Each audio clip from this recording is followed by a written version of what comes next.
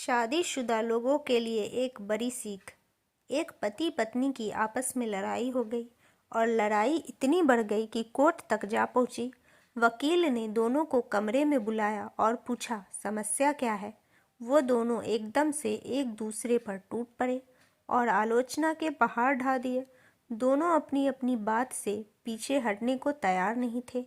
वकील ने दोनों को दिल की भड़ास निकालने दी और खुद चुप करके बैठ गया और लड़ाई ख़त्म होने का इंतज़ार करने लगा।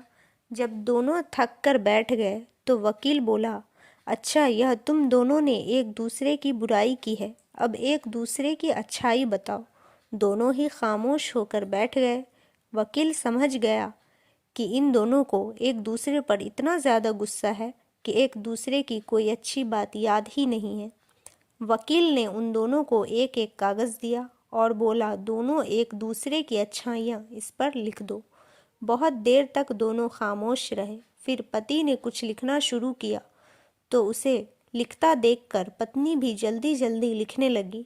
लग रहा था अभी अभी दोनों मुकाबले में कागज़ भरने बैठ गए हैं। जब लिख लिया तो दोनों ने अपना कागज़ वकील को थमा दिया। वकील ने पत्नी का कागज़ पति को और पति वाला पत्नी को दे दिया और दोनों को कहा कि पढ़ो। पढ़ते ही दोनों की आंखों से आंसू निकल आए और एक दूसरे की तारीफ सुनकर बहुत खुश हुए। उस कमरे का माहौल एकदम बदल गया। ऐसा लग रहा था कि जैसे वहाँ तो कभी लड़ाई ही नहीं हुई हो। उस वकील का कर्तव्य पूरा हो चुका था। वो दोनों लड़ते हुए वहाँ आए थे और हंसते मुस्कुराते वहाँ से बाहर निकले।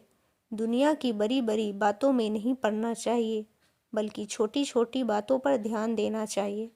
उसको राज़ी रखो जो आपका जीवन साथी है, चाहे उसकी सोच आपसे अलग ही क्यों ना हो। एक दूसरे की अच्छाई देखिए।